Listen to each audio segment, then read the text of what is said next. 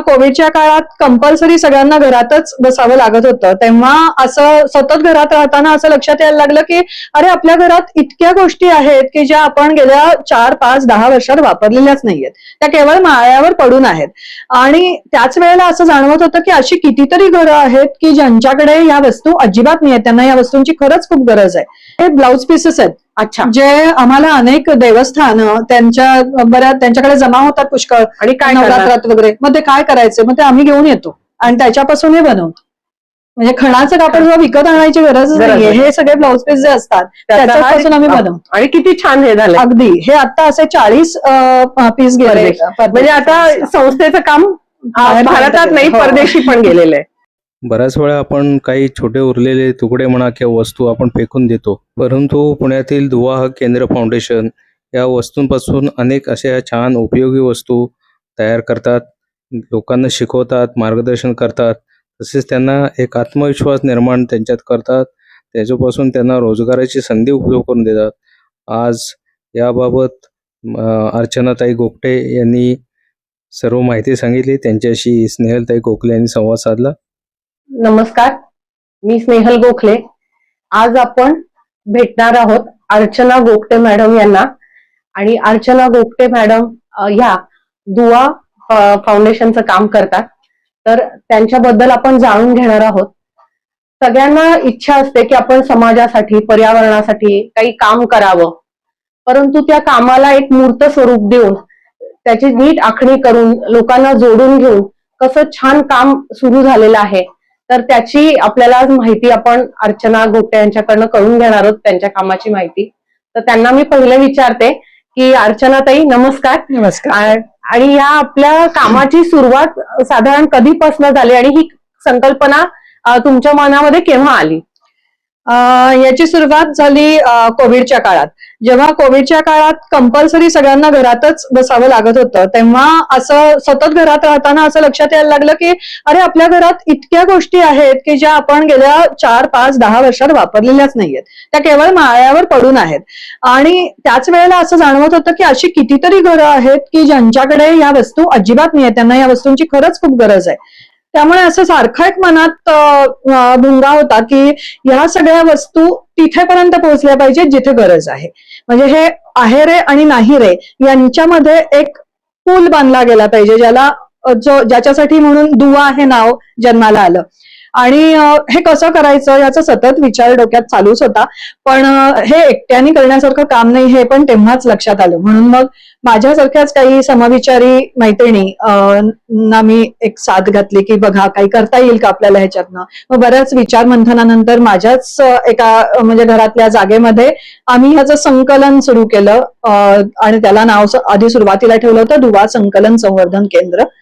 पण त्याचा पसारा दिवसेंदिवस इतका वाढत गेला की मग त्याला अजून काही स्ट्रक्चर्ड स्वरूप आता यायला हवं, तसं यायला पाहिजे, म्हणून मग आम्ही त्याचं संस्थेमध्ये रूपांतर केलं. आधी सुरुवातीला ट्रस्ट होतं आणि आता 1 वर्षापूर्वीच त्याची सेक्शन 8 कंपनी पण फॉर्म केलेली आहे.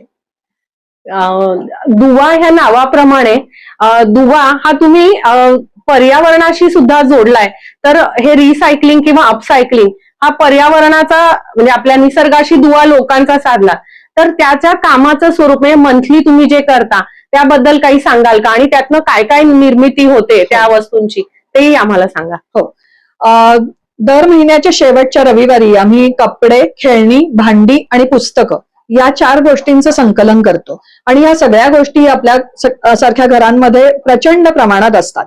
मग त्याचं सगळं संकलन करून आम्ही त्याचं सॉर्टिंग करतो. त्यातनं आम्ही म्हणजे कोविडच्या काळात जेव्हा बाहेर फारसं पडता येत नव्हतं त्या काळात एक लिस्ट तयार केली होती की अशा कुठल्या संस्था आहेत महाराष्ट्रातल्या की ज्यांना या सगळ्या गोष्टींची गरज आहे. कारण पुण्या मुंबईच्या संस्थांकडे सगळं असतं, त्यांना काही लागत नाही या गोष्टी, पण बऱ्याच रिमोट एरियामध्ये काम करणाऱ्या संस्था आहेत की ज्यांना याची गरज असते. तर मग जेव्हा संकलन आमच्याकडे होतं तेव्हा आम्ही त्याच्यातनं लिस्ट बनवून त्या संस्थांना पाठवतो की या स्वरूपाची खेळणी आलेली आहेत, असे कपडे आलेले आहेत, गरम कपडे आलेले आहेत. मग ते त्यांच्या गरजेप्रमाणे ते घेऊन जातात किंवा आम्ही इथून पार्सल करतो. पण कपडे जे आहेत ते अतिप्रचंड प्रमाणात येतात, कारण आपल्या सगळ्यांकडेच खूप आहेत. वॉर्डरोब उघडला की पडतील इतके कपडे असतात. त्यामुळे मग करायचं काय त्या कपड्यांचं. तर म्हणून मग त्याच्यातनं असा विचार पुढे आला की हे कपडे आपण अपसायकल करूया. कारण डबल एक्सेल ट्रिपल एक्सेलचे साईजचे जे कपडे असतात ते संस्थांमधल्या मुलांना लागत नाहीत. मग त्याचं काय करायचं, तर ते अपसायकल करायला सुरुवात केली आणि वस्ती विभागातल्या बायकांना यातनं रोजगार निर्मिती होईल असा एक डोक्यात विचार ठेवला. सुरुवातीला 2 बायकांपासून सुरुवात केली. त्यांना बेसिक शिवणकाम येत होतं, पण पुढचं काही ऍडव्हान्स ट्रेनिंग आम्ही त्यांना दिलं आणि 2 बायकांनी काम करायला सुरुवात केली होती आणि आज 16 बायकांना यातून रोजगार मिळालेला आहे. आणि सर्व कपडे जे अपसायकल होतात त्याच्यापासून अगदी पायपुसण्यांपासून ते उत्तम टोट बॅग्स पर्यंत अशा 57 प्रकारच्या वस्तू बनवल्या जातात.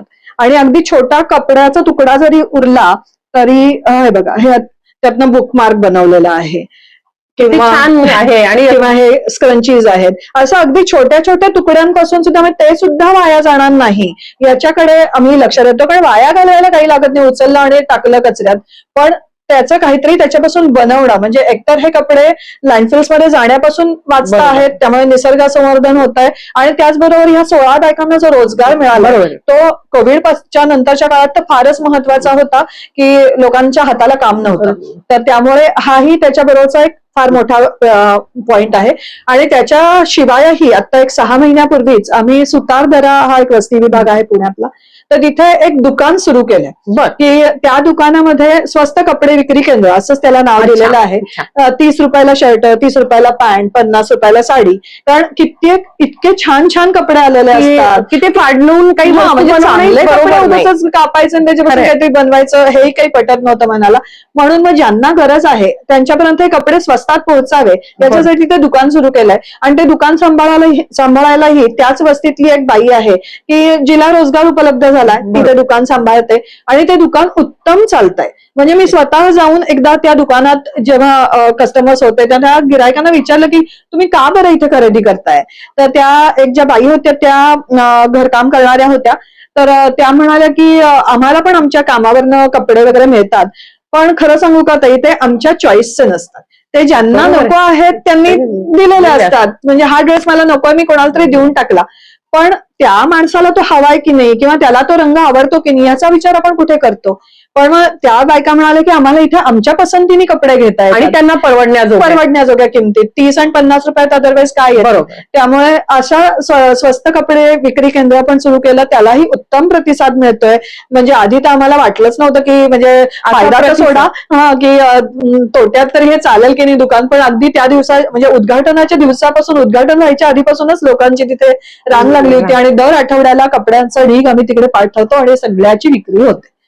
हे खूप छान. म्हणजे आपण म्हणतो की निसर्गामध्ये आता म्हणतो की रिसायकल पेक्षा सुद्धा रियूज, कारण रिसायकलला सुद्धा कॉस्ट आहे. आज तुम्ही या वस्तू बनवता त्याला सुद्धा काही मटेरियल लागतं, मॅन अवर्स लागतात, तर रियूज करणं हे जास्त. म्हणून तुम्ही आधी तो चॉईस देता की ज्यांना ते वापरता येतील त्यांना देणं आणि अल्प किमतीत देऊन त्यांनाही त्याची किंमत राहते.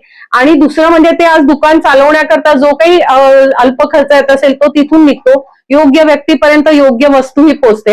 ह्या वस्तू बनवताना अजून एक नेहमी अशा एनजीओ किंवा यातनं जे येतात त्यात ठराविकच वस्तू बनवल्या जातात आणि मग विक्रीला प्रश्न येतो की ह्या वस्तू बनवल्यात परंतु ह्या विकायच्या कुठे. तर त्याबाबत तुम्ही काय योजना केली किंवा कसं तुम्हाला यातनं मार्ग तुम्ही शोधलात? विक्रीसाठी आम्ही वेगवेगळ्या प्रदर्शनात भाग घेतो, तिथे स्टॉल लावतो आणि मग त्यावेळेला त्यातून उत्तम विक्री होतेच, नवीन नवीन ग्राहक जोडले जातात. त्याशिवाय सोशल मीडियावरनं पण पुष्कळ त्याची जाहिरात केली जाते आणि आता त्याची इतकी छान प्रसिद्धी व्हायला लागलेली आहे. आणि ह्या सगळ्या अपसायकल गोष्टी आहेत हे त्यातलं, आणि महिलांना रोजगार मिळतो. या 2 गोष्टी ज्या आहेत त्या इतर म्हणजे बाजारात मिळणाऱ्या वस्तूंपेक्षा त्यांना वेगळं काढतात. आणि त्यामुळेच आज कालचीच गोष्ट आहे की 40 केळीची पानं आम्ही जी बनवतो ती 40 केळीची पानं फ्रान्सला एकांनी गिफ्ट म्हणून द्यायला घेऊन गेले होते. तर अशा तऱ्हेने म्हणजे फक्त देशात नाही परदेशात पण आता त्याची विक्री होतीये. आणि ज्या वस्तू आहेत ना त्याच्यात आम्ही वैविध्य आणायचा असा प्रयत्न केला बघा. म्हणजे हे आता वाढदिवसाला आपण जी काही सजावट करतो तर ती प्लास्टिकची सजावट होऊ नये, त्याच्याऐवजी हे आपण कापडाचंच बनवलेलं हॅपी बर्थडेचं बंटिंग आहे. म्हणजे हे अशा तऱ्हेचं की हे एकदा तुम्ही घेऊन ठेवलं घरातल्या सगळ्यांच्या वाढदिवसाला वापरता बरोबर. वॉशेबल आहे आणि ड्युरेबल आहे. तर अशा आणि सगळ्या- आपण प्लास्टिकला रिप्लेसमेंट दिली, हे सगळ्यात म्हणजे आपण महत्त्वाचं. पर्याय दिला तर लोक प्लास्टिक थांबवतील. नक्की नक्की. आज तुम्ही पिशव्या बनवताय आणि हो. त्याचा सुद्धा पर्याय आता काही दुकानदारही तुमच्याकडनं खूप कित्येक दुकानदार अक्षरशः दर आठवड्याला 100 150 कापडी पिशव्या आमच्याकडनं घेऊन जात आहेत. म्हणजे तेवढा वापर आता हळूहळू कमी होतोय, होतोय. समाजात अवेअरनेस होतोय, कारण त्यांना पर्याय स्वस्तात मिळाले. उपलब्ध आणि आहे. तो स्वस्तातल्या स्वस्तात जितकं शक्य होईल तितकं आम्ही तो करण्याचा प्रयत्न करतोय, कारण कापड आमच्याकडे येतच आहे. बरोबर. साड्या आहेत, ओढण्या आहेत, त्याच्यापासून ती मटेरियल कॉस्ट झिरो पडते. तर फक्त जे काही त्या महिलांना द्यावे लागतात शिलाईचे तेवढी. तेवढ्या पैशात ते उपलब्ध होत आहे. त्यामुळे जास्तीत जास्त म्हणजे प्लास्टिक कॅरी बॅग मुक्त सोसायटी आपली करणं ह्याच्याकडे आमचा कल कल आहे. हे एक नवीन दिसतंय काहीतरी हो. हातात. हे आपण जे बॅनर्स फ्लेक्स वगैरे लावले जातात बरोबर. कुठल्याही राजकीय नेत्यांच्या वाढदिवसाचे अमके टमके, ते दुसऱ्या दिवशी कचऱ्यात जातात आणि बरोबर. ते बायोडिग्रेडेबल पण नाही. हो. त्यामुळे तो कचऱ्याचं करायचं काय, तर ते फ्लेक्स जे असतात ते असं डबल फोल्ड करून त्याच्यापासून ह्या आम्ही ग्रो बॅग्स बनवतो. याच्यामध्ये डायरेक्ट माती घालून तुम्ही लावू शकता. याला कडेनी भोकं ठेवलेली आहेत, त्यामुळे जास्तीचं पाणी असेल तर ते त्यातनं वाहून जातं. मी स्वतः गेले 5 वर्ष ह्या गच्चीवर आणि उन्हात भर उन्हात या ग्रो बॅग वापरते, काही होत नाही याला. म्हणजे ह्याचा प्लास्टिकचा पुनर्वापर होतोय. आज आपण एक कुंडी कुठून तरी आणणार, ती विकत आणणार, हो. त्याच्यापेक्षा हे पर्याय म्हणजे नवीन प्लास्टिक जन्माला घालण्यापेक्षा जे जन्माला आलेलंच आहे त्याचा आपण पुन्हा वापर करावा, अशा तऱ्हेचा त्याच्या मागचा आमचा हेतू आहे. नक्की. आणि ह्यामध्ये आता हा रोजगार निर्मितीमध्ये महिलांना तर आपण देतच आहात. एक नवीन तरुण मुलींना किंवा एक स्किल डेव्हलपमेंट हा पण आपल्या दुवाचा एक पर्पज आहे. तर त्या स्किल डेव्हलपमेंट ह्या विषयामध्ये तुमचं काय काम चालू आहे नवीन? स्किल डेव्हलपमेंटसाठी आम्ही वस्ती विभागातल्या महिलांना छोटे छोटे अभ्यासक्रम देऊन त्याच्यातनं त्यांना स्वतःच्या पायावर उभं करण्यासाठी प्रयत्न करतोय. आता यावर्षीच आम्ही आरीवर्कचे क्लासेस सुरू केले. आरीवर्कची बाहेर फी 10-10 हजार रुपये घेतली जाते एका कोर्सची. तर ते आम्ही मटेरियल सकट त्यांना 3,000 आम्ही शिकवतो आहोत. आणि त्याच्यातनं एका मुलीनी स्वतःचं बुटीक सुरू केलं आणि काही जणींना त्यातल्याच तिने हाताखाली घेतलेलं आहे मदतीला म्हणजे. आणि काही जणी घरच्या घरी ऑर्डरी घ्यायला लागलेल्या आहेत.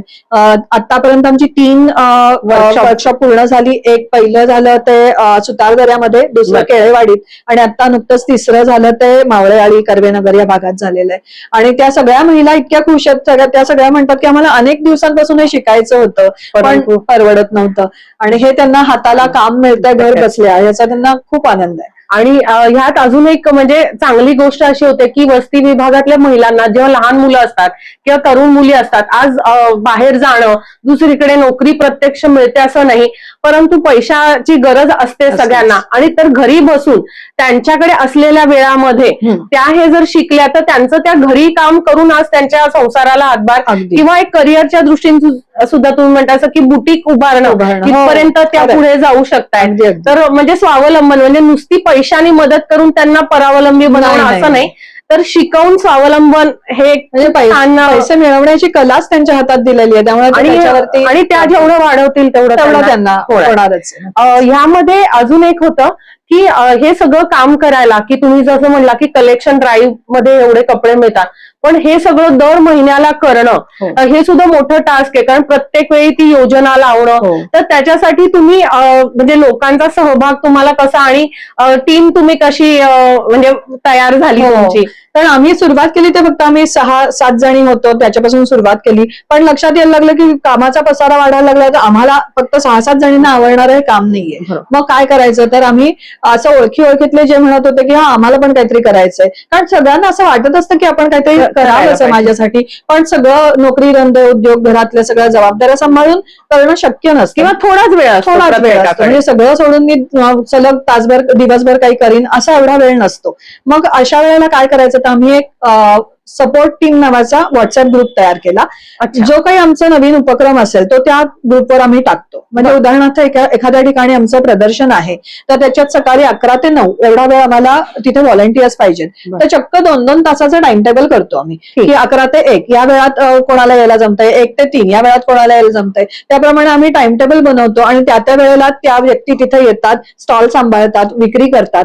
म्हणजे ह्याच्यामधनं प्रत्येकाला असं वाटतं की आपण पण काहीतरी करतो आहोत पण खूप वेळ द्यावा लागतोय असंही Okay. नाही. 2 तास दिवसातले तेवढे एखाद्या ठराविक दिवशी बरोबर. आपण नक्की काढू शकतो ठरवलं तर अशा तऱ्हेने ही सगळी लोक मदत करतात.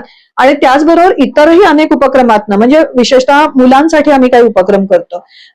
शालेय मुलांसाठी. शालेय मुलांसाठी कर्वेनगर भागात एक गरा पालकर प्रशाला म्हणून आहे शाळा. तर त्या शाळेत येणारी जी मुलं आहेत ती अल्प उत्पन्न गटातली आहेत. मराठी माध्यमाची शाळा आहे. शाळेत खूप छान शिकवतात, शिक्षक तयारी करून घेतात. तरी सुद्धा शेवटची जी 10 मुलं असतात बरोबर, की ज्यांना थोडी अजून अभ्यास करून घेण्याची किंवा त्यांची घरी परिस्थिती अशी नसते की घरी ते अभ्यास करू शकते, जागा लहान असते, घरी पालक शिकलेले नसतात. ही पहिली पिढी आहे की थोडी मदत अभ्यासाची एक्स्ट्रा लागते आणि त्यांना ट्युशन्स किंवा या गोष्टी परवडत नाहीत. मग त्यांच्यासाठी काय करायचं तर शाळा भरायच्या आधी 1 तास आम्ही त्यांचा सराव वर्ग घेतो. सराव वर्ग नाव याच्यासाठी दिलंय की आम्ही त्यांचं सिलेबस वगैरे पूर्ण होईल की नाही याच्याकडे अजिबात बघत नाही. म्हणजे त्यांच्या ज्या बेसिक कन्सेप्ट आहेत त्या मूलभूत संकल्पना जर पूर्ण समजल्या असतील तर पुढचं समजतं. म्हणजे एखाद्याला जर वजाबाकीच कळली नसेल तर त्या भागाकार कुठून कळणार आहे. त्यामुळे ह्या सगळ्या गोष्टी त्यांना गणित किंवा इंग्लिश गणित, इंग्लिश आणि सायन्स या 3 विषयांसाठी आम्ही सराव वर्ग घेतो रोज शाळा भरायच्या आधी 1 तास. आणि शेवटची 10 मुलं हेच आम्ही टार्गेट ठेवलेलं आहे. त्यामुळे जी मुलं कोरा पेपर देऊन येत होती त्या मुलांना आज काहीतरी लिहिता येतंय, काहीतरी त्यांनाही तो एक आत्मविश्वास आलाय की चला मी 10 पैकी 2 प्रश्न तरी आज मी सोडवू शकलो. त्यांचा आत्मविश्वास आला तर ते अजून करू शकतात. पण मग ह्याला सुद्धा काही लोक तुम्हाला व्हॉलेंटिअर करतात. आमचा सपोर्ट टीम ग्रुप की ज्याच्यामधनं आम्ही सांगतो की हे असं हा उपक्रम करतोय तर आता त्याचं पण एक ग्रुप ठरलेला आहे की 10 लोक शिकवायला तयार असतात, ती येतात. त्यांच्यापैकी कोणीही शिक्षक नाहीत, ते आपापले काही व्यवसाय धंदे सांभाळूनच सकाळी शाळा भरायच्या आधी 1 तास शिकवतात.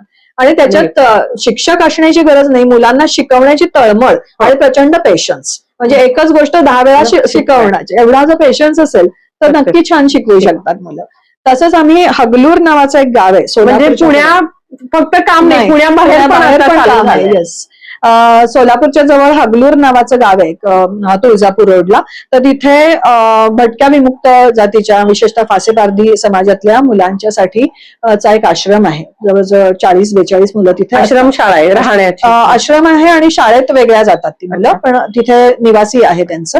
तर त्या ठिकाणची जी मुलं होती तर त्यांना अक्षरशः संस्कारातला सह माहिती नाही अशा प्रकारातली मुलं आता फासेपारधी किंवा या समाजातल्या मुलांचं आपल्याला कल्पना आहे.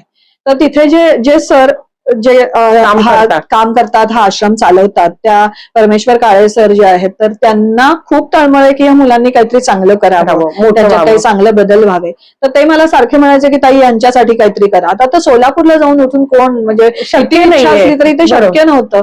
तर पण माझ्या डोक्यात असा विचार आला की आज आपण इंग्लंड, अमेरिका इकडे तिकडे राहणाऱ्या आपल्या नातेवाईकांशी फोनवर संपर्क, बरोबर, मग ह्या लोकांशी कामी संपर्क साधता येणार. म्हणून आम्ही त्यांच्या इथे इंटरनेट पण नाही, मग साधा फोन, बरोबर, ऑडिओ कॉल करतो आम्ही साधा.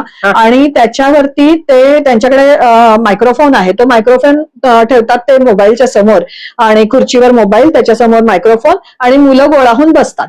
आणि आम्ही दर आठवड्याला गोष्टी सांगायला सुरुवात केली. एक 1ली ते 4थीच्या गटासाठी आणि एक 8वी ते 10 म्हणजे मोठ्या मुलांच्यासाठी अशी.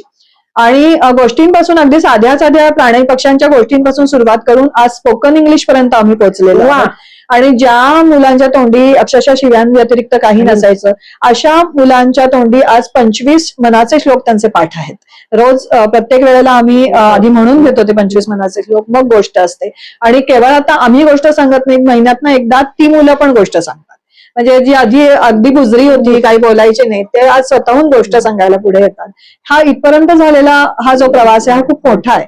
आणि त्याच्याही पलीकडे जाऊन 9वी-10वीची जी मुलं आहेत तर त्यांच्या वयाप्रमाणेच्या गरजा काही वेगळ्या असतात. बरोबर, की त्यांना काही बोलायचं असतं, व्यक्त व्हायचं असतं, जे तिथे शक्य नसतं. किंवा तरुण मुलांसाठी काही काउन्सिलिंग इथे आपल्याकडे शक्य आहे, पण ते तिथे नाहीये. तर आता आम्ही 1-on-1 त्यांच्याशी प्रत्येकाशी एक आमचा कार्यकर्ता जोडून दिलेला आहे. आणि तो कार्यकर्ता फक्त त्या मुलाला किंवा त्या मुलीला ठराविक वेळा फोन करतो, आठवड्यातनं वेळा ठरवलेल्या आहे. आणि ते वाट बघत असतात फोनची आणि इतके छान गप्पा मारतात की त्यांना बोलायला कुठे आणि मोकळं होण्यासाठी त्यांचं काय असेल किंवा त्यांची काही खरंच अडचण असेल किंवा साधं बोलणं की पुढे काय करता येईल या गोष्टी त्या इथल्या लोकांशी बोलून त्यांना नक्कीच एक काहीतरी मार्ग शोधायला त्यांना मदत करते. अवस्थेतले काही ताणतणाव असतात तर ते कुठे बोलायचंय, कोणीतरी आपल्याला फोन करताय, आपली विचारपूस करताय, ही कल्पना सुद्धा इतकी छान वाटते की आणि आपल्यासाठी कोणी वेळ देतोय आणि त्याच्यामध्ये त्यांचा कुठलाही स्वार्थ नसताना देतोय, तर ही भावना नक्कीच त्यांना छान म्हणजे पुढे करायला होईल. आणि ह्यामध्ये म्हणजे तुम्ही टेक्नॉलॉजी जी आता आहे त्याची जो काही वापर करता येईल तो केलाय. म्हणजे जसं तुम्ही वेबसाईट करून हे केलंय तसा हा वापर करून जे दूर आहेत की ज्यांच्याशी संपर्क गरज आहे तर ते पण होतो. अजून एका शाळेमध्ये पण आपण आता काही उपक्रम सुरू करताय. बिजवडी नावाचं एक गाव आहे गोंदवल्याच्या जवळ. सगळा दुष्काळी भाग आहे. तिथे आश्रमशाळा आहे. 280 मुलं असतात, विना अनुदानित आहे ते सगळं, त्यामुळे खर्चाचा प्रश्न तर असतोच असतो. तर त्या मुलांच्यासाठी आता आपण यावर्षीपासून काम करतोय. 21 जूनला योग दिवसाच्या निमित्ताने त्या मुलांसाठी योगासनांचा तास सुरू करतोय, म्हणजे ऑनलाईन पुन्हा. इथे आपण गुगल मीट वरनं दाखवणार आणि तिथे त्यांच्याकडे प्रोजेक्टर आहे. तर प्रोजेक्टरवरती मुलं बघणार, त्यांचे पीटी शिक्षक तिथे मागे उभे असतील की ते व्यवस्थित करतायत की नाही हे बघायला. आणि आठवड्यातून 3 दिवस त्यांचा योगासनांचा क्लास सुरू होईल, जेणेकरून त्या मुलांना थोडं स्थैर्य यावं. व्यायामाची सवय हातभाग आहेच आहे, पण ती अत्यंत अस्थिर मुलं असतात, तर त्यामुळे त्यांना थोडं शारीरिक आरोग्याबरोबर मानसिक मेडिटेशन या सगळ्या गोष्टींमुळे त्यांच्यावर नक्की चांगला परिणाम होईल. अभ्यासातलं काही गती वाढेल यासाठी प्रयत्न आहेत. आणि 21 जूनलाच आम्ही तिथे 100 झाडांचं वृक्षारोपण करतोय, कारण सगळा दुष्काळी भाग आहे.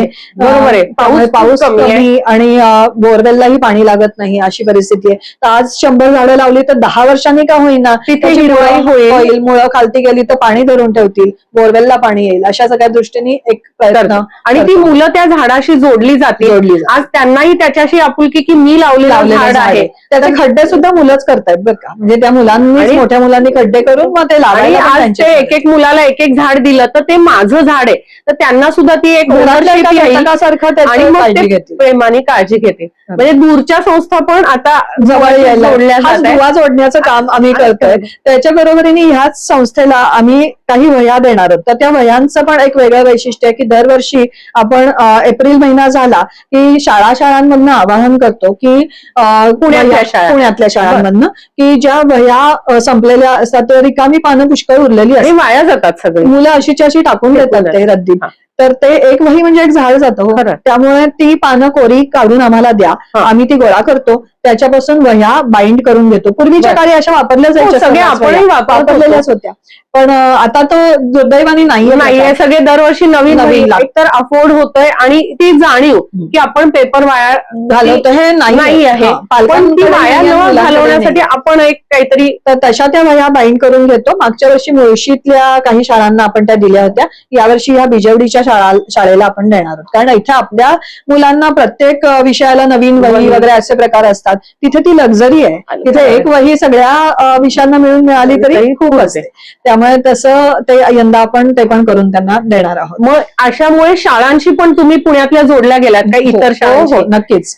आणि मग तिथेही आपलं काही असं म्हणजे स्टॉल किंवा ह्या गोष्टी लावतो ना, तिथे काही त्यांचं गॅदरिंग असतं किंवा काही विषय पालक सभा असतात, तर त्यावेळेला हे स्टॉल लावून त्या पालकांपर्यंत ही माहिती पोहोचवणं की काय संस्था काम करते आणि हे लहान मुलांमध्ये रुजवणं. कारण आत्ताच्या पिढीच्या पेक्षा सुद्धा मी पुढचा विचार करते की लहान मुलांना जर आता हे कळलं तर पुढे जाऊन ते काहीतरी आपलं हे कर्तव्य आहे सगळं निसर्गाचं संवर्धन करणं आहे.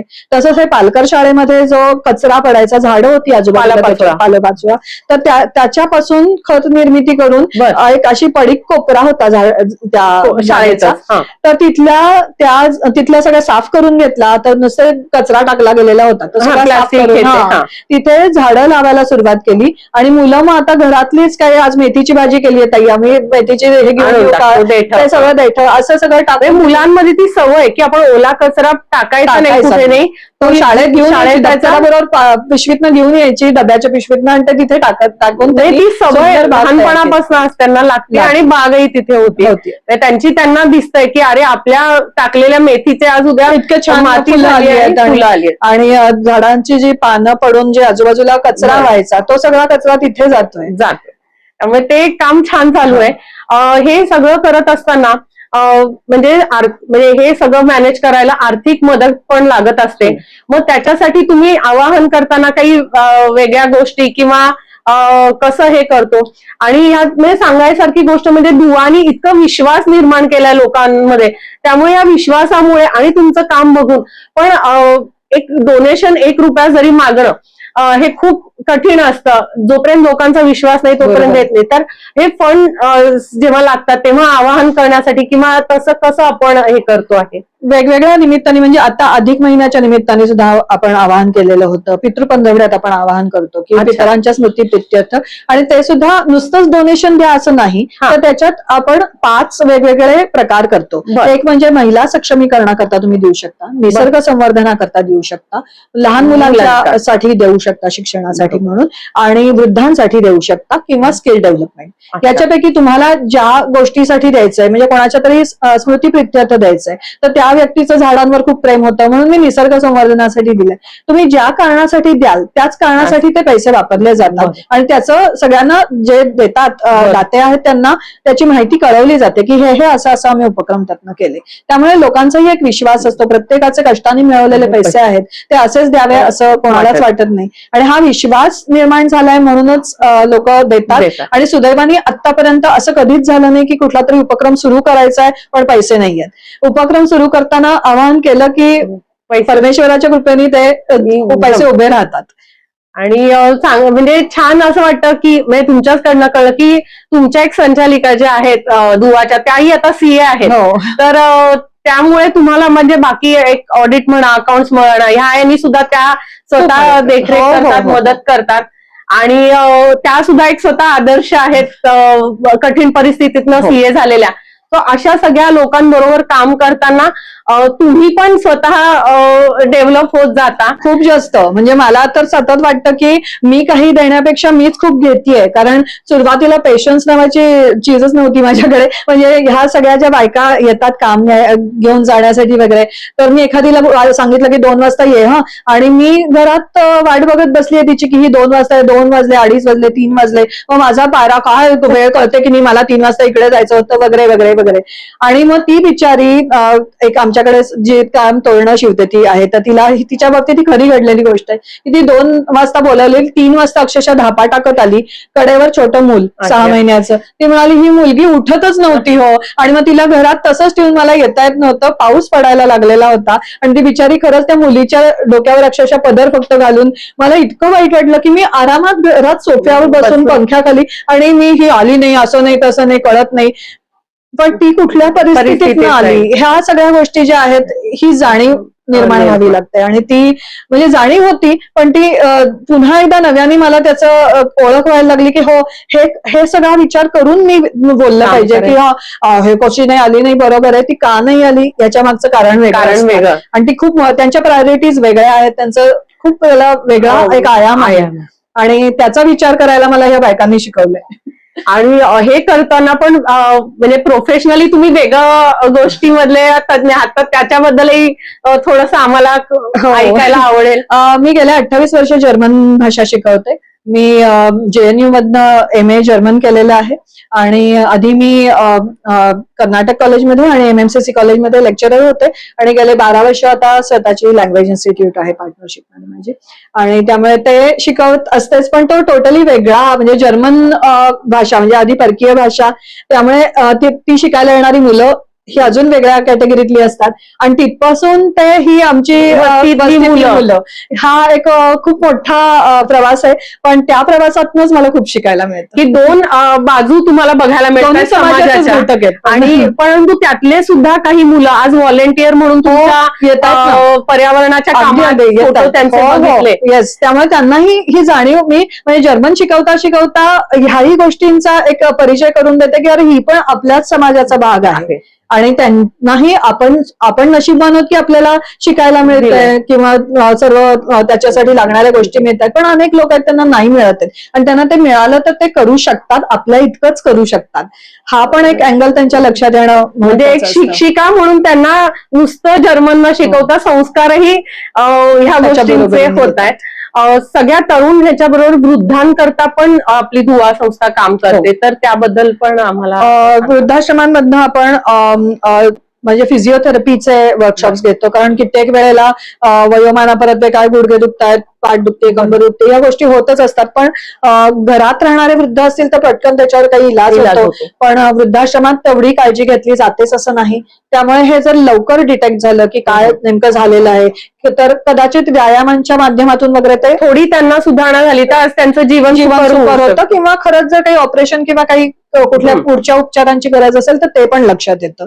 त्याचबरोबर चांगल्या घरात राहणारे जे वृद्ध असतात, अशा अनेक वृद्धांच्या हातात आजकाल स्मार्टफोन आहेत, पण ते कसे वापरायचे हे त्यांना कळत नाही.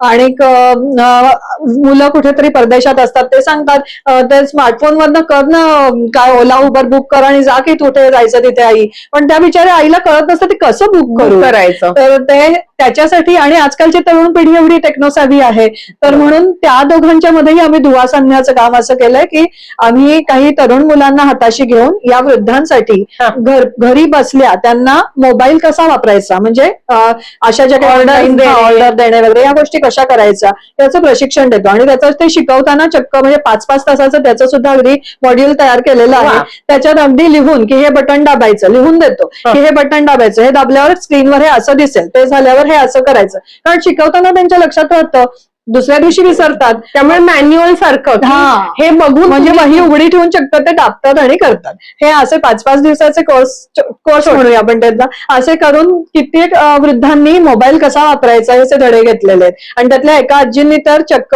त्यांचं जेव्हा ते 5 दिवसाचा कोर्स पूर्ण झाला तेव्हा त्यांना शिकवायला येणारी जी मुलगी होती, तर तिला त्यांनी सांगितलं की आज मी तुझ्यासाठी माझ्या आवडीचा ब्लॅक फॉरेस्ट केक ऑर्डर करते ऑनलाईन आणि त्या आपण पार्टी करूया. म्हणजे इतकं त्यांना किती, म्हणजे आज त्यांच्या हातात स्मार्टफोन असून तो वापरता येत नसल्यामुळे त्यांना एक जी हतबलता वाटते आणि आपण दुसऱ्यावर अवलंबून आहोत, ते अवलंबित्व जाणं या एक छोट्या गोष्टीने, आणि त्यांना जो काही आनंद झाला असेल की, आणि म्हणजे की त्यांनी आयुष्यात अनेक मोठ्या गोष्टी केलेल्या असतात, पण केवळ डिजिटल साक्षरता आपण म्हणतो त्याचे बरीच कामं आणि ते सहजतेने घरी करू शकतात. म्हणजे कुणी आज कदाचित कोणाला खाली उतरता येत नसेल जिनाचं, पण आज त्या मोबाईलवरनं ऑर्डर करून घरी सामान मिळतात. त्यांचं रोजचं जीवनात सुद्धा ह्याचा उपयोग. आणि एवढंच नाही, त्या जी मुलं शिकवतात ना त्यांनाही खूप आवडतं बरं का, कारण कायम मोठ्या माणसांकडनं ऐकून घ्यायची सवय असते. कधीतरी आपणही त्यांना काहीतरी शिकवतोय, कारण तरुणांमध्ये सुद्धा ही इच्छा असते. आम्ही सिपना फाउंडेशन म्हणजे संस्था आहे की ज्यांच्यातर्फे मानवनिर्मित जंगल इकडे सिंहगडच्या पायथ्यापाशी त्यांनी तयार केलेलं आहे. तर तिथे 14 फेब्रुवारीला व्हॅलेंटाईन्स डे हा आपल्याकडे आता नवीन विकृत स्वरूप त्याला यायला लागलेलं आहे. तर आम्ही या वेळेला कॉलेजमधल्या मुलांना असं आवाहन केलं होतं, let nature be your Valentine. आणि त्या सगळ्या मुलांना घेऊन गेलो होतो तिथे. त्यांनी तिथलं प्लास्टिक संकलन केलं, बीज संकलन केलं, तिथे ज्या झाडांची काही निगा राखायची होती ते केलं. हे सगळी कामं त्यांनी अत्यंत आवडीने केली. म्हणजे त्यांना इच्छा असते, फक्त तो एक मार्ग दाखवणं, चॅनलाइज करण्याची गरज असते. आणि हे आज एका मुलाने केलं तो उद्या 4 त्याच्या मित्रांना सांगू शकतो की अरे इथे काम करू शकतो. म्हणजे एकदा तुम्ही त्यांना मार्ग दाखवलाय, आता दरवेळी तुम्ही नेण्याची गरज आहे असंही नाही, त्यांचं तेही काम करू शकतात. आणि त्यांची जी एनर्जी आहे ती चांगल्या दिशेने वळवली. तर हे खूप छान चालू आहे. तर हे काम करत असताना तुम्हाला अनेक वेगवेगळे पुरस्कार पण मिळाले. तर नुकताच मनशक्तीचा पुरस्कार मिळाला, तर त्याबद्दलही सांगा. आणि पुरस्कार मिळाल्यावर कसं वाटलं तेही आम्हाला, म्हणजे आधी अभिनंदन तुमचं आणि सगळ्या दुवाच्या टीमचं. खरं पुरस्कार वगैरे या गोष्टी काही डोक्यातच नव्हत्या. म्हणजे काम करत राहणं, म्हणजे कित्येक वेळा आमच्या हे पण लक्षात आलं की मार्केटिंगमध्ये आम्ही खूप कमी पडतो, लोकांपर्यंत पोहोचणं, कारण ह्या गोष्टी डोक्यातच येत नाहीत. काम करत राहणं हेच एक डोक्यात असतं. तरी आमच्या हे जी सपोर्ट टीम आहे त्यातलीच लोक खूप पुढे येतात आणि तेच त्यातले काही एक्सपर्ट्स आहेत ते आमचं सोशल मीडिया हँडल करतात, 4 लोकांपर्यंत आमची माहिती पोहोचवतात. अशाच तऱ्हेने आम्ही मनशक्ती केंद्र लोणावळा जे आहे त्यांच्यापर्यंत आमची माहिती पोहोचली सपोर्ट टीमच्या माध्यमातूनच. आणि त्यामुळे त्यांना हे आमचं काम कळलं. मग ते इथे येऊन त्यांनी माहिती घेतली सगळी कामाची, आणि हा 50,000 रुपये रोख आणि हे मानचिन्ह असा पुरस्कार मिळाला. आणि त्या पुरस्कारात च्या पेक्षाही आम्ही अजून 4 लोकांपर्यंत त्या माध्यमातून पोहोचलो, हे जास्त आणि दुवाचं आनंदाचं आहे. काम एवढ्या लोकांपर्यंत आज पोहोचलं. पोहोचतंय आणि मग त्या पैशाचा उपयोग नक्कीच अजून आम्हाला म्हणजे फंड निर्माण झालंय, त्याच्यामुळे अजून काही गोष्टी करायला मिळालाच आहे, एक उत्साह आणि एक डोक्यात आहेतच अनेक गोष्टी. उपक्रम, त्यामुळे त्याच्यासाठी ते पैसे नक्कीच सत्कारणी तर लागतीलच. हे तुम्हाला जसा पुरस्कार मिळाला तसं दुवा पण दरवर्षी काही लोकांना की जे समाजासाठी करताय तर पुरस्कार दिला जातो, तर त्या दुवा ज्यांना पुरस्कार देतो तर त्या पुरस्काराबद्दलही हो, दरवर्षी आमच्या वर्धापन दिनाच्या दिवशी आम्ही असा विचार केला, म्हणजे पहिलं वर्ष पूर्ण झाल्यानंतर असा विचार मनात आला की आमची तर छोटीशीच अगदी संस्था आहे, मान्य आहे, पण तरी अशी अनेक छोट्या छोट्या संस्था काम करतायत आणि ज्यांना कुठल्या तरी प्रोत्साहनाची गरज असते, एक पाठीवर शाबासकीची थाप किंवा 4 लोकांपुढे त्यांना आणणं, जेणेकरून त्यांचंही काम अजून 10 लोकांपर्यंत पोहोचावं, अशासाठी आपण काहीतरी करूया म्हणून दुवा सन्मान पुरस्कार आम्ही द्यायला सुरुवात केली. आमच्याकडे स्वतःकडे काही एवढे फंड्स नाही की आम्ही लाखाचे पुरस्कार देऊ, छोटाच पुरस्कार, पण तरी सुद्धा त्यांना तो पुरस्कार देणं म्हणजे आमच्यातर्फे त्यांच्या कामाचं कौतुक आणि ते काम 10 लोकांपर्यंत आणणं, यासाठी आम्ही हा पुरस्कार सुरू केला. सगळ्यात पहिल्यांदा आम्ही हा पुरस्कार दिला तो अपंगांसाठी काम करणारी एक संस्था आहे, त्यांच्यासाठी हा पुरस्कार हरिश्चंद्र सरडे म्हणून आहेत, ते स्वतः अपंग आहेत आणि बटाटे कांदे बटाटे विकण्याची गाडी चालवतात फक्त, त्या व्यतिरिक्त काही त्यांचं उत्पन्नाचं साधन नाही, तरीही ते अपंगांसाठी अफाट काम करतात. तर अशा तऱ्हेची लोक आपल्याला प्रेरणा देतात आणि अशा लोकांचं काम प्रकाशात आणणं हे फार गरजेचं आहे. तर अशा तऱ्हेच्या संस्थांना आम्ही हा पुरस्कार द्यायला गेले 3 वर्ष सुरुवात केलेली आहे. म्हणजे त्यांच्याकडनं ही प्रेरणा घेऊन परत त्यांचं काम सगळ्यांपर्यंत पोहोचलं आणि हे असं छान चालू असताना पुढे अजून म्हणजे पुढे काय काय गोष्टी तुमच्या प्लॅन मध्ये आहेत की अजून काय काय करायचं आहे? जेव्हा आम्ही स्किल डेव्हलपमेंट वगैरे तरुणांसाठीचा विचार करतो तेव्हा खूप वेळा आणि या आमच्या सगळ्या महिलांशी बोलताना सुद्धा कायम लक्षात येतं की दारू ह्या व्यसनामुळे आपले अनेक तरुण त्यांच्या अंगात म्हणजे स्किल डेव्हलप करायला आधी मुळात जे स्किल आहेत तेच ते विसरून गेलेत, कारण सगळं आयुष्य दारूनी पोखरलंय. तर व्यसनमुक्तीसाठी काही काम सुरू करावं असं आमच्या डोक्यात आहे. काही कॉलेजेस आणि शाळांमधून आम्ही या जून महिन्यापासूनच या शैक्षणिक वर्षातच काही अवेअरनेस वर्कशॉप्स वगैरे सुरू करतो आहोत, पण तेच अजून काही मोठ्या प्रमाणावर काम करता यावं याचा विचार आहे. तर प्लॅनिंग चालू आहे, परमेश्वर कृपेने होईल पूर्ण. हे सगळं छान काम चालू असताना सगळी टीम पण तुमच्या सोबत आहे, लोक पण आहेत आणि आज सोशल मीडियाचा पण वापर छान करतोय. तर ह्या सगळ्या कामामध्ये समजा एखादी गृहिणी आहे किंवा एक आता कधी रिटायर झालेली व्यक्ती असते, तरी आता तसे फिजिकली सगळेजण, तर दुवाशी कोणाला संपर्क करायचा असेल, तुमच्या कामात जोडलं जायचं असेल तर ते कसा संपर्क करू शकतात? फोन नंबर आमच्या लिंक वगैरे सगळं दिलेलंच आहे माहिती, तर त्या फोन नंबरवर तुम्ही कॉन्टॅक्ट केलात तर आमच्या ह्या सपोर्ट टीम ग्रुपमध्ये तुम्हाला सहभागी करून घेतलं जाईल. तिथेच आमच्या सर्व उपक्रमांची माहिती येत असते. मग जिथे जिथे तुम्हाला शक्य आहे, तुम्हाला इथे 1 तासभर देणं शक्य आहे, तिथे तुम्ही येऊ शकता. ते कंपल्सरी नाही की दर महिन्याला एवढं काम केलंच पाहिजे. जेव्हा ज्याला ज्या प्रकाराने शक्य आहे, अगदी काही शक्य नसेल तर आमची माहिती 10 लोकांपर्यंत पोहोचवा, ही सुद्धा मोठी मदतच आहे. इतक्या छोट्या कामांपासून कशीही तुम्ही मदत करू शकता. हे सगळं काम बघत असताना इतकं छान वाटतंय की छोट्या एका व्यक्तीच्या मनात आलेली गोष्ट जेव्हा 6-7 जणींनी त्याला एक फॉर्मल स्वरूप दिलं, त्यांचं काम बघून अनेक लोक आज त्याच्याशी जोडली जात आहेत. तर प्रत्येकाकडे काहींकडे पैसा असेल, काहींकडे वेळ असेल, काहींकडे स्वतःकडे दुसऱ्याला शिकवण्यासारखं एखादं स्किल असेल, तर असं कुठलीही गोष्ट दुवासाठी त्यांना करायची इच्छा असेल तर आम्ही या व्हिडिओच्या नंतर तुम्हाला दुवाची वेबसाईटही देतो, दुवाला कसं संपर्क करायचा त्याचा पत्ताही, फोन नंबर देतो, पत्ता देतो.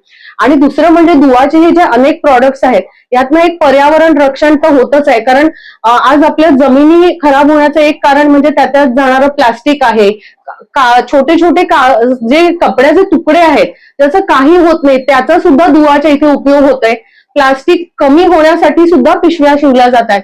सो अशा तऱ्हेने पर्यावरण रक्षणाचं अगदी झाडं लावण्यापासून झाडं वाढवणं आणि झाडं तोडली जाऊ नयेत म्हणून अगदी वह्यांच्या कोरे कागद आहेत ते करून त्याचा चांगल्या वह्या करून इतरांना देणं, अशा अनेक छोटे छोटे उपक्रम दुवा खूप करत असतं आणि त्यातही सातत्याने नाविन्यपूर्ण त्यांचे उपक्रम सुरू असतात. ज्याला जसं जमेल तसं त्यांनी ह्या उपक्रमामध्ये सहभागी व्हावं आणि आपण सुद्धा निसर्गाचं देणं लागतो, समाजाचं देणं लागतो. आपल्याला तो दुवा साधणारी दुवा ही आपली संस्था आहे. तो आपण फक्त त्यांच्याशी कनेक्ट झालो तर आपल्याला काय करायचं हा प्रश्न नक्की राहणार नाही. तर दुवाच्या सगळ्या कामासाठी आपण अर्चना गोगटे मॅडमना आणि त्यांच्या सगळ्या टीमला खूप शुभेच्छा देऊया. आणि सगळे लोक असेच तुमच्याशी जोडले राहतील आणि हे विश्वासाने तुमची संस्था काम करते, त्याला असंच यश मिळू दे. धन्यवाद.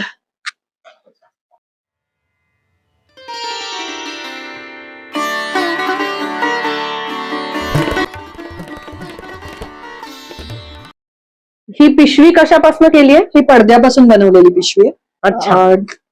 तो संकलनात जमा झालेला पडदा होता, थोडस भोग पडलेलं होतं, उरलेला सगळा चांगला होता, म्हणून त्याच्यापासून ही पिशवी आणि ही बनवली बिजवडी मधल्या बायकांनी. आणि ही पिशवी पण हातात दिसते, ती पण तुकड्या तुकड्यांचा अगदी छोटे छोटे वापर. तुकडे ते उरलेले होते, ते वाया जाऊ नये म्हणून पण त्याचंही छान डिझाईन झालंय. बनवून त्याच्यापासून ही आणि पिशवी हे बनवली. केळीचं पानही हे एक छान कल्पना दिसते की हो. प्लास्टिकची म्हणजे खरी तर मिळत नाहीयेत आता, हो. पण प्लास्टिकच्या ऐवजी ही कायमस्वरूपी हे खणाच्या कापडाचं दिसतंय. हे ब्लाउज पीसेस आहेत. अच्छा. जे आम्हाला अनेक देवस्थान त्यांच्याकडे जमा होतात पुष्कळ आणि काय करणार? नवरात्रात वगैरे, मग ते काय करायचं, मग ते आम्ही घेऊन येतो आणि त्याच्यापासून हे बनवतो. म्हणजे खणाचं कापड जेव्हा विकत आणायची गरज नाहीये. हे सगळे ब्लाउज पीस जे असतात त्याच्यापासून आम्ही बनवतो. आणि किती छान हे झालंय. अगदी हे आता असे 40 पीस गेले. म्हणजे आता संस्थेचं काम बाहेर भारतात नाही, हो. परदेशी पण गेलेलं आहे. टेबल मॅट म्हणून त्यांनी अगदी हौसेने घेऊन घेतले. अगदी एन्व्हलपच्या ऐवजी ही कापडी एन्व्हलप्स आहेत. आता पुनर्वापरही करता येईल याचा. आणि हे दिसायलाही छान दिसते. म्हणजे महत्वाच्या प्रसंगी जेव्हा आपण एखादं कोणाला गिफ्ट देतो तर कापडी आणि छान त्याला एक वेगळीच नजाकत आहे. आणि हे पण त्याचं दिसतंय ना, या खणाच्या ह्याच्यापासून ट्रे आहे आणि हा ज्वेलरी बॉक्स आहे. म्हणजे गिफ्ट देण्याकरता हे अतिशय सुंदर झालेले आहेत दोन्ही आर्टिकल्स. असल्या सतरंजा करतो. ही गोधडी नाही, हे सतरंजी आहे, पण हे अशी.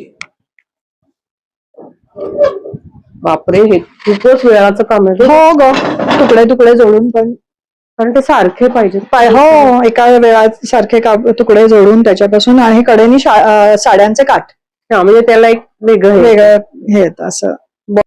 तसंच हे साडी कव्हर आहे. ब्लाऊज, हा ब्लाऊज ठेवण्यासाठीचं ब्लाऊज कव्हर आहे. हा, आणि हे साडी कव्हर असं. म्हणजे हे गिफ्ट देण्याकरता हम्म लोक बरेच